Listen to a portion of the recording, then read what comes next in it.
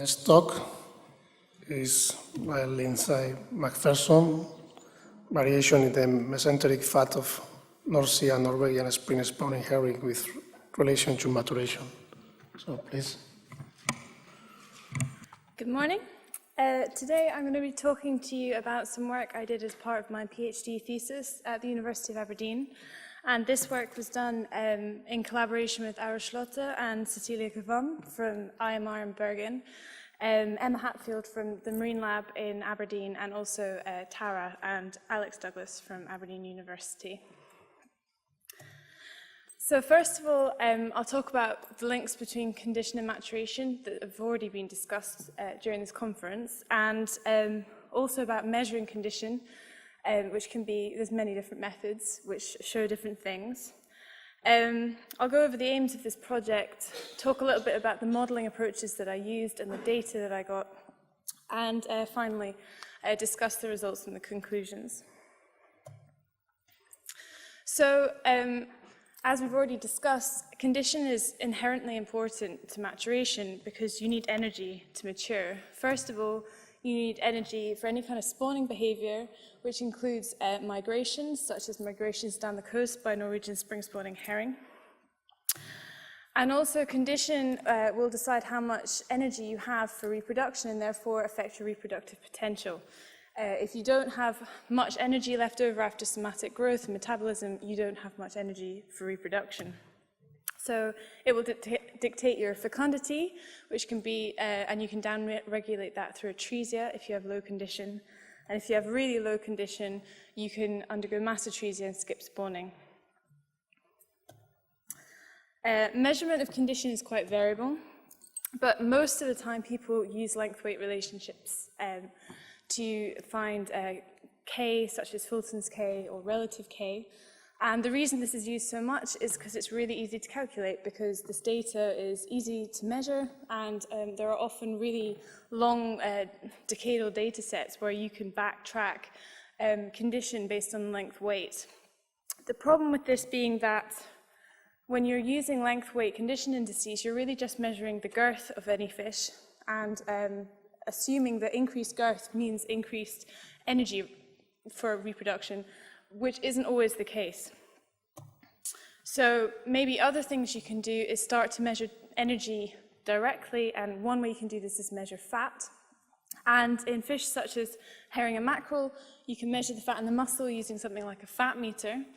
They also store fat in their mesentery, so you could look directly at their mesentery at how much fat they store there. So I would perhaps argue that when you're looking at just length-weight relationships, you're quite surrogate, you're quite indirectly looking at condition. Whereas if you're starting to look at fat reserves or any other kind of reserve like protein, you're more directly getting at the question, so it's a bit less surrogate.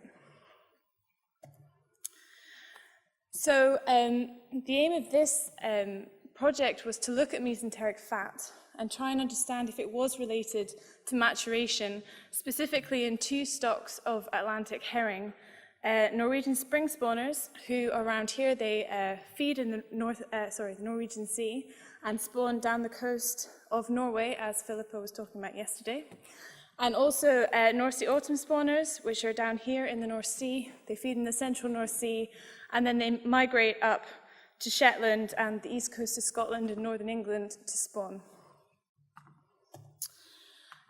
I also wanted to try and see if mesenteric fat was varying over time, because if it's varying over time and it is related to maturation, then obviously this could have an important impact. And also to find out what was causing it to vary over time. So fish size, for instance, latitude, which is obviously related to temperature, and both the food quality and quantity.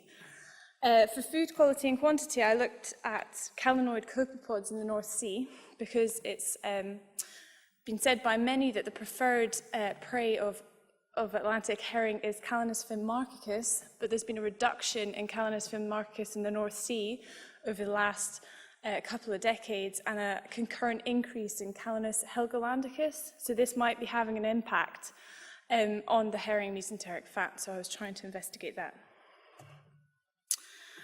So I was lucky enough to get an amazing data set from Norway on mesenteric fat, and it goes back, actually back to sort of the 1920s, but the data that was usable within a model went back to 1995 for the autumn spawners and to 1980 for the Norwegian spring spawners.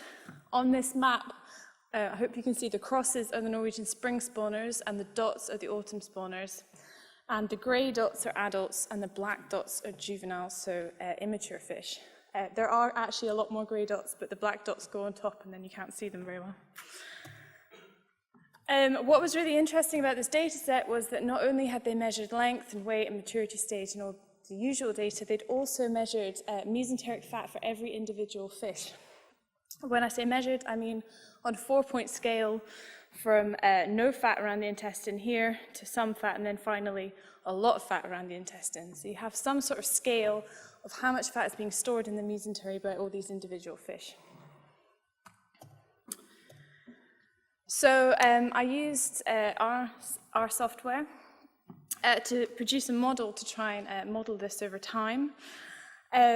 I slowly realized that the relationships were not always linear, so additive modeling approaches had to be used.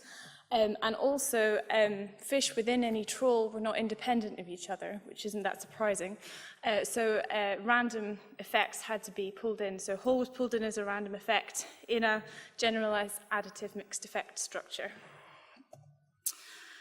First of all, adults were modeled, and this had to be done in separate models, because you might have noticed from the previous map, the Norwegian spring spawners were actually spatially separated from the autumn spawners.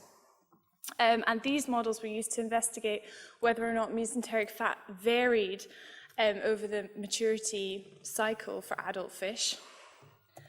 And then juvenile models were used to investigate variation in mesenteric fat specifically over time, because it's felt that by using juveniles, you're removing all the noise associated with seasonal maturation.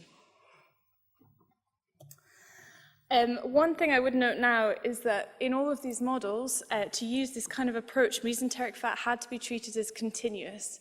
And it could certainly be argued that it should be treated as ordinal, but unfortunately, there's no way of integrating mixed effect structure into multinomial modeling right now. So for now, this is the best I could do. Other people have also treated it as continuous in previous studies, so hopefully just keep it in mind when considering the results.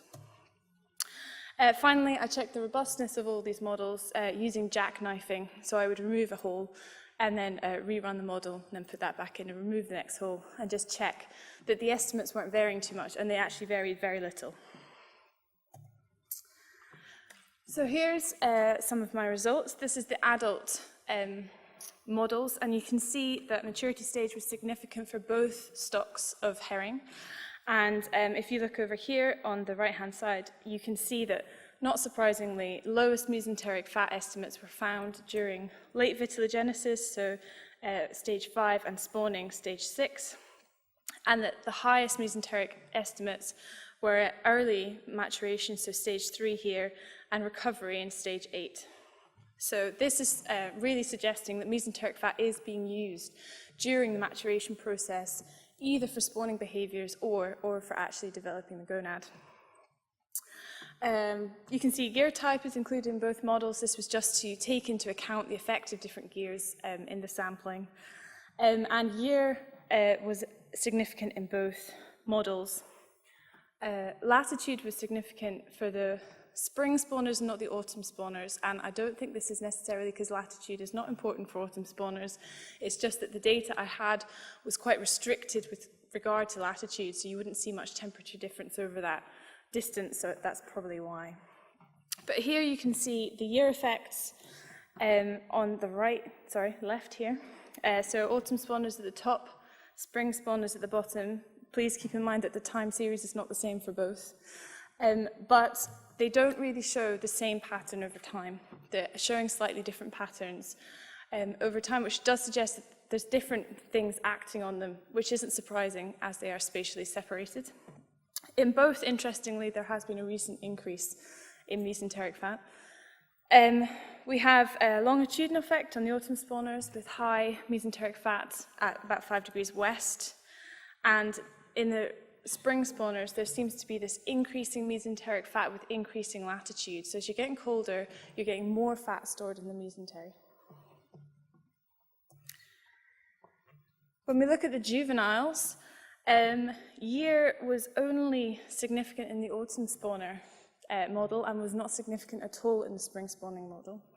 And you can see in the autumn spawners, there was a slight increase over the time period, but it wasn't very strong. For both of them, stomach contents was important.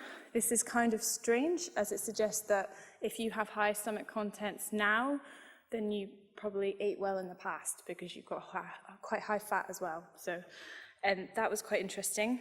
Month for both was significant, not surprisingly higher in the summer, lower in the winter. It's all about food availability. For both, length increased to a certain point and then showed some evidence of a decrease.